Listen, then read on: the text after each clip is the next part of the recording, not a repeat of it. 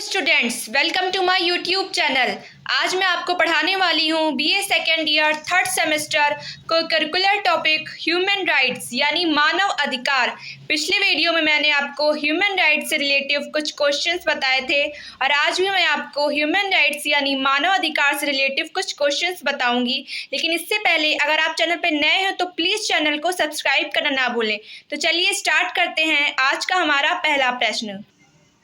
हमारा पहला प्रश्न है, किसी भी व्यक्ति को मानव अधिकार कब से प्राप्त होते हैं? इसके ऑप्शन है, ऑप्शन 1 जन्म से, ऑप्शन 2 18 वर्ष की उम्र से, ऑप्शन 3 60 वर्ष की उम्र से, ऑप्शन 4 नागरिकता से। इसका सही उत्तर है ऑप्शन 1 जन्म से। अगला प्रश्न नंबर 2, मानवाधिकार की सार्वभौमिक घोषणा कब की गई? इसके ऑप्शन है, ऑप्शन 1 10 दिसंबर 1948, ऑप्शन 2 12 दिसंबर 1950, ऑप्शन 3 10 दिसंबर 1949, ऑप्शन 4 12 दिसंबर 1951। इसका सही उत्तर है ऑप्शन 1 10 दिसंबर 1948। अगला प्रश्न नंबर 3, मानवाधिकार का मैग्ना कार्टा किसे कहा जाता है? इसके ऑप्शन है, ऑप्शन 1 मानवाधिकार का गठन, ऑप्शन 2 मानवाधिकार की सार्वभौमिक घोषणा को, ऑप्शन 3 दोनों यानी मानवाधिकार का गठन और मानवाधिकार की सार्वभौमिक घोषणा को, ऑप्शन 4 इनमें से कोई नहीं। इसका सही उत्तर है ऑप्शन 2 मानवाधिकार की सार्वभौमिक घोषणा को। अगला प्रश्न नंबर 4, राष्ट्रीय मानवाधिकार में अध्यक्ष सहित कितने सदस्य होते हैं? इसके ऑप्शन है, ऑप्शन 1 अध्यक्ष और 12 सदस्य, ऑप्शन 3 1 अध्यक्ष 13 सदस्य, ऑप्शन 3 1 अध्यक्ष 12 सदस्य, ऑप्शन 4 1 अध्यक्ष 11 सदस्य। इसका सही उत्तर है ऑप्शन 1 अध्यक्ष और 12 सदस्य। अगला प्रश्न है प्रश्न नंबर 5, राष्ट्रीय मानवाधिकार आयोग का अध्यक्ष किसे बनाया जाता है? इसके ऑप्शन है, ऑप्शन 1 राष्ट्रपति द्वारा नियुक्त कोई व्यक्ति, ऑप्शन 2 सुप्रीम कोर्ट का कोई सेवानिवृत्त मुख्य न्यायाधीश, ऑप्शन 3 दोनों यानी राष्ट्रपति द्वारा नियुक्त कोई व्यक्ति और सुप्रीम कोर्ट का कोई सेवानिवृत्त मुख्य न्यायाधीश, ऑप्शन 4 इनमें से कोई नहीं। इसका सही उत्तर है ऑप्शन 2 सुप्रीम कोर्ट का कोई सेवानिवृत्त मुख्य न्यायाधीश। राष्ट्रीय मानवाधिकार आयोग का अध्यक्ष किसे बनाया जाता है? सुप्रीम कोर्ट का कोई सेवानिवृत्त मुख्य न्यायाधीश। अगला प्रश्न नंबर 6, राष्ट्रीय मानवाधिकार आयोग के अध्यक्ष का कार्य कितने समय का होता है? इसके ऑप्शन है, ऑप्शन 1 5 वर्ष या 62 वर्ष, ऑप्शन 2 5 से 65 वर्ष, ऑप्शन 3 6 वर्ष से 65 वर्ष, ऑप्शन 4 5 से 70 वर्ष। इसका सही उत्तर है ऑप्शन 4 5 से 70 वर्ष। राष्ट्रीय मानवाधिकार आयोग के अध्यक्ष का कार्यकाल 5 से 70 वर्ष होता है।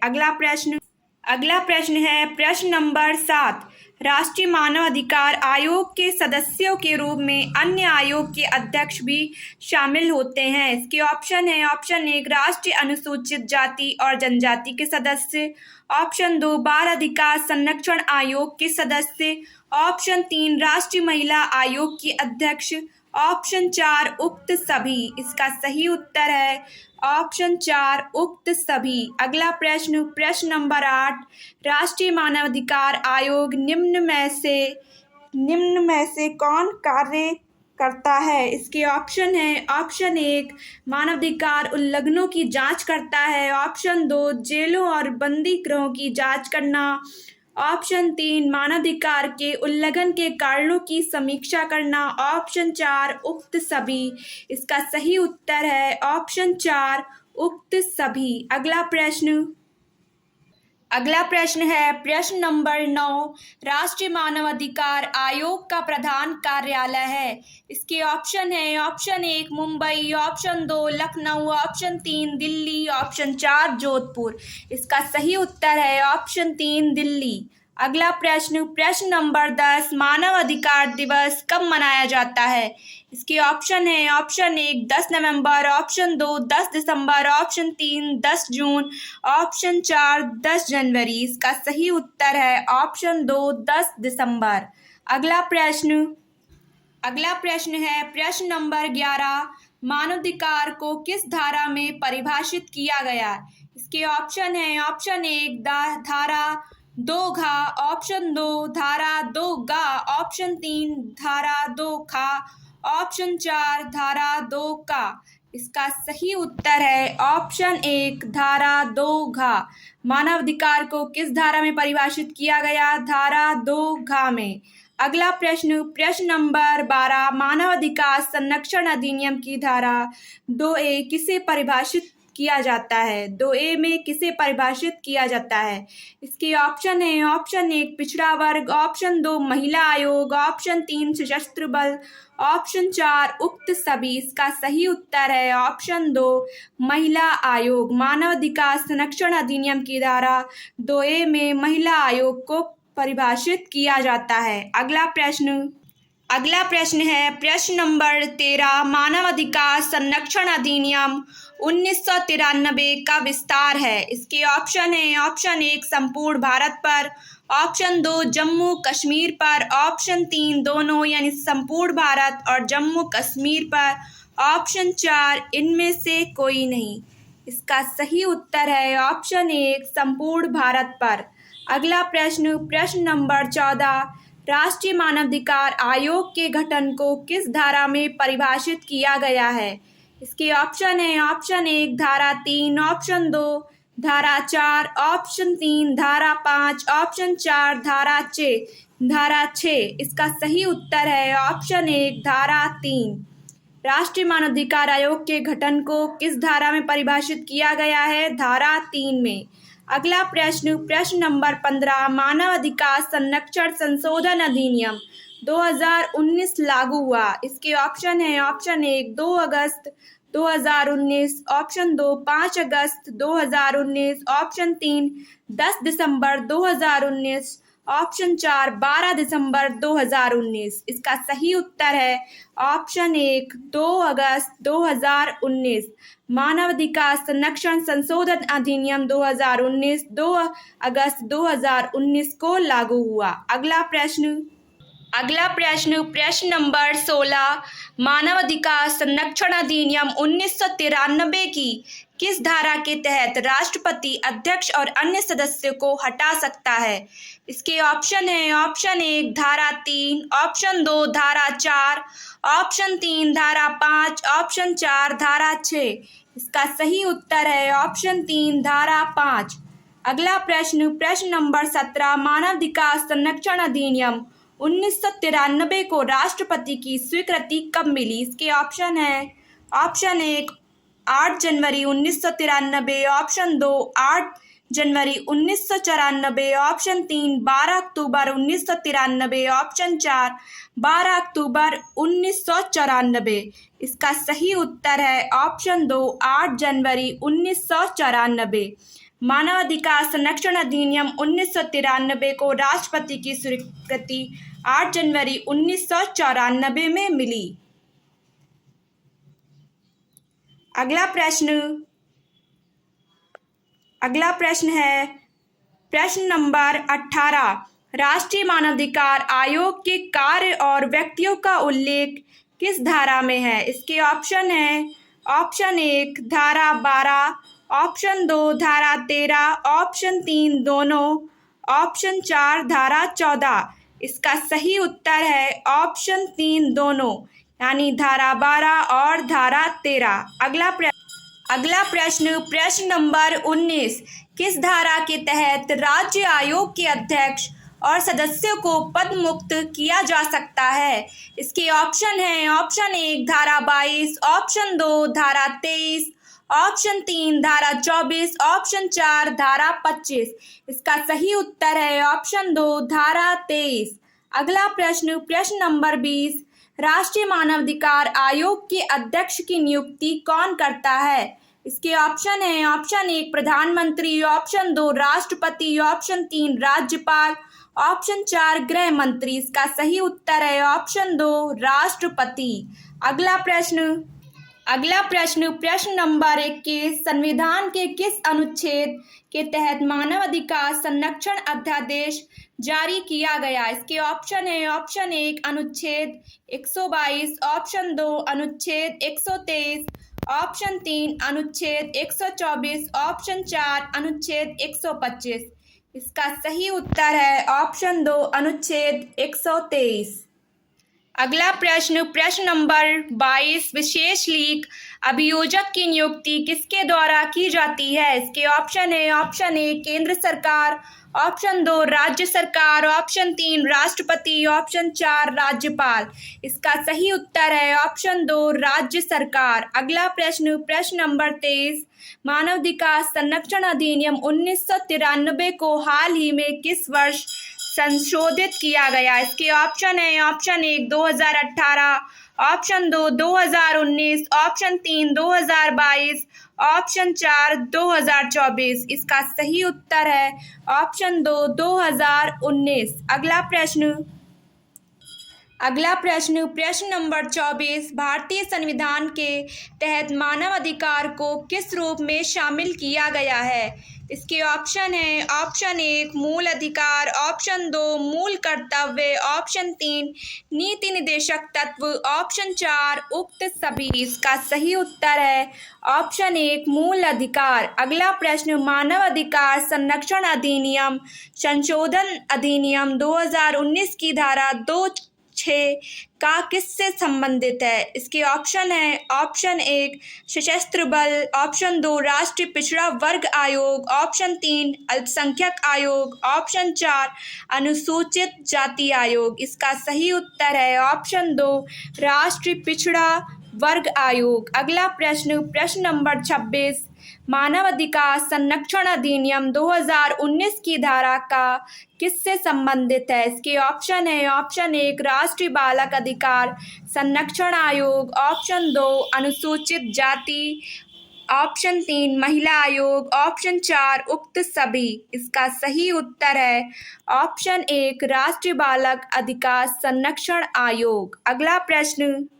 अगला प्रश्न है प्रश्न नंबर 27, मानवाधिकार संरक्षण अधिनियम 1993 की किस धारा में लोक सेवक को परिभाषित किया गया है? इसके ऑप्शन है ऑप्शन एक धारा 2, ऑप्शन दो धारा 3, ऑप्शन तीन धारा 4, ऑप्शन चार धारा 5। इसका सही उत्तर है ऑप्शन एक धारा 2।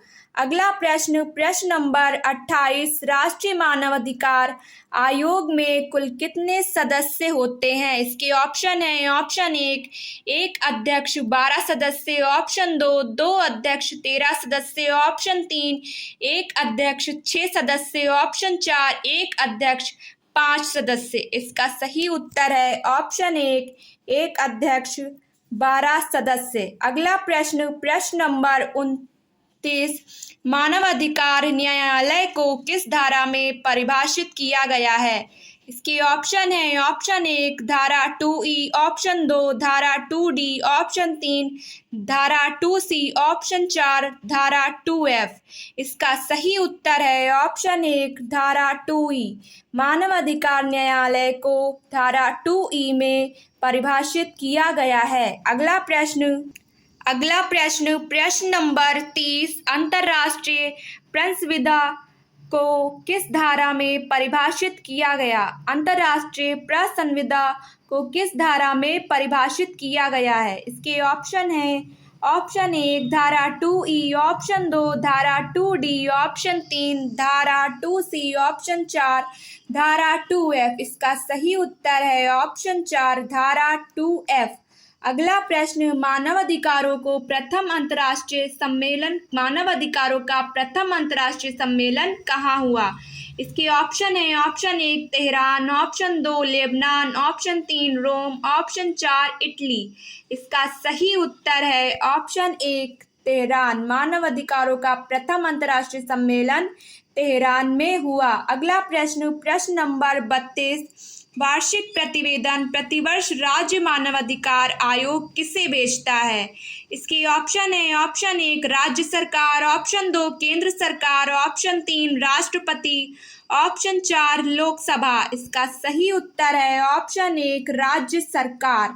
अगला प्रश्न, प्रश्न नंबर 33, मानवाधिकार संरक्षण अधिनियम 1993 में मानवाधिकार के अध्यक्ष एवं सदस्यों की नियुक्ति किस धारा के तहत की जाती है? इसके ऑप्शन है, ऑप्शन 1 धारा 4, ऑप्शन 2 धारा 5, ऑप्शन 3 धारा 6, ऑप्शन 4 धारा 7। इसका सही उत्तर है ऑप्शन 1 धारा 4। अगला प्रश्न, प्रश्न नंबर 34, मानवाधिकार संरक्षण अधिनियम 1993 की किस धारा के तहत मानवाधिकार न्याय को स्थापित किया गया है? इसके ऑप्शन है, ऑप्शन 1 धारा 30, ऑप्शन 2 धारा 35, ऑप्शन 3 धारा 32, ऑप्शन 4 धारा 25। इसका सही उत्तर है ऑप्शन 1 धारा 30। अगला प्रश्न, प्रश्न नंबर 35, विशेष लीग अभियोजक की नियुक्ति किस धारा के तहत की जाती है? इसके ऑप्शन है, ऑप्शन 1 धारा 25, ऑप्शन 2 धारा 31, ऑप्शन 3 धारा 36, ऑप्शन 4 धारा 40। इसका सही उत्तर है ऑप्शन 1 धारा 25। अगला प्रश्न, प्रश्न नंबर 36, मानवाधिकार संरक्षण अधिनियम 1993 की किस धारा में भारत सरकार द्वारा अनुसूची का उल्लेख है? इसके ऑप्शन है, ऑप्शन 1 धारा 32, ऑप्शन 2 धारा 38, ऑप्शन 3 धारा 33, ऑप्शन 4 धारा 40। इसका सही उत्तर है ऑप्शन 1 धारा 32। अगला प्रश्न, प्रश्न नंबर 37, संविधान के किस अनुच्छेद में मानवाधिकारों के अनेक अधिकारों को समाहित किया गया है? इसके ऑप्शन है, ऑप्शन 1 अनुच्छेद 40, ऑप्शन 2 अनुच्छेद 21, ऑप्शन 3 अनुच्छेद 20, ऑप्शन 4 अनुच्छेद 41। इसका सही उत्तर है ऑप्शन 2 अनुच्छेद 21। अगला प्रश्न, प्रश्न नंबर 38, राष्ट्रीय मानवाधिकार आयोग के अध्यक्ष के कार्यकाल का उल्लेख किस धारा में किया गया है? इसके ऑप्शन है, ऑप्शन 1 धारा 6, ऑप्शन 2 धारा 7, ऑप्शन 3 धारा 8, ऑप्शन 4 धारा 9। इसका सही उत्तर है ऑप्शन 1 धारा 6। अगला प्रश्न, प्रश्न नंबर 39, भारत सरकार के नियम बनाने की शक्ति किस धारा में है? इसके ऑप्शन है, ऑप्शन 1 धारा 25, ऑप्शन 2 धारा 30, ऑप्शन 3 धारा 35, ऑप्शन 4 धारा 40। इसका सही उत्तर है ऑप्शन 4 धारा 40। अगला प्रश्न, प्रश्न नंबर 40, राष्ट्रीय मानवाधिकार आयोग का किस धारा में उल्लेख है? इसके ऑप्शन है, ऑप्शन 1 धारा 2 का, ऑप्शन 2 धारा 2 का, ऑप्शन 3 धारा 2 का, ऑप्शन 4 धारा 2 घा। इसका सही उत्तर है ऑप्शन 3 धारा 2 गा। अगला प्रश्न, प्रश्न नंबर 41, राष्ट्रीय अल्पसंख्यक आयोग संबंधित है। इसके ऑप्शन है, ऑप्शन 1 धारा 2 का, ऑप्शन 2 धारा 2 डा, ऑप्शन 3 धारा 2 डा, ऑप्शन 4 धारा 2 जा। इसका सही उत्तर है ऑप्शन 4 धारा 2 जा। अगला प्रश्न, प्रश्न नंबर 42, मानवाधिकार संरक्षण अधिनियम 1993 के तहत धारा 26 में उल्लेख है। इसके ऑप्शन है, ऑप्शन 1 राष्ट्रीय अनुसूचित जनजाति आयोग, ऑप्शन 2 राष्ट्रीय अल्पसंख्यक आयोग, ऑप्शन 3 राष्ट्रीय अनुसूचित जाति आयोग, ऑप्शन 4 उक्त सभी। इसका सही उत्तर है ऑप्शन 3 राष्ट्रीय अनुसूचित जाति आयोग। अगला प्रश्न है प्रश्न नंबर 43, मानवाधिकार अधिनियम की किस धारा 2 झा का संबंधित है?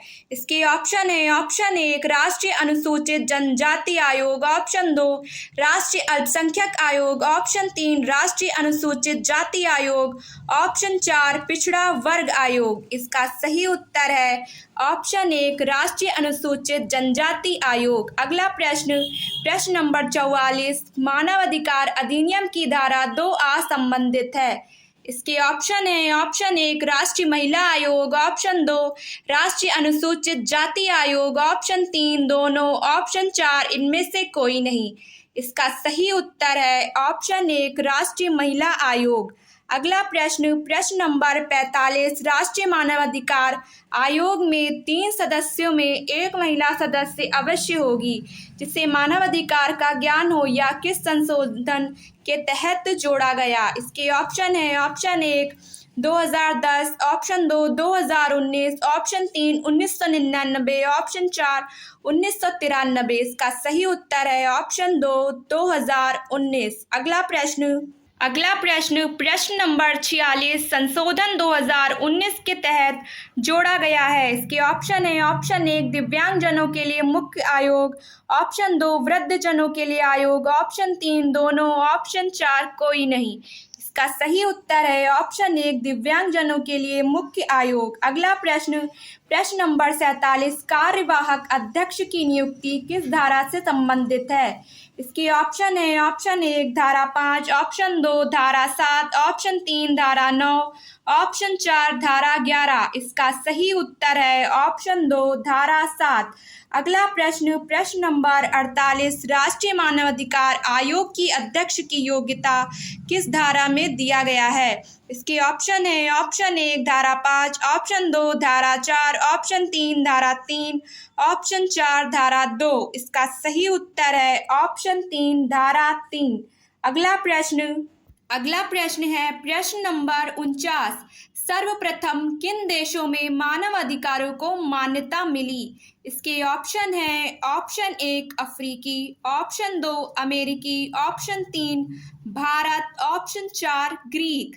इसका सही उत्तर है ऑप्शन 4 ग्रीक।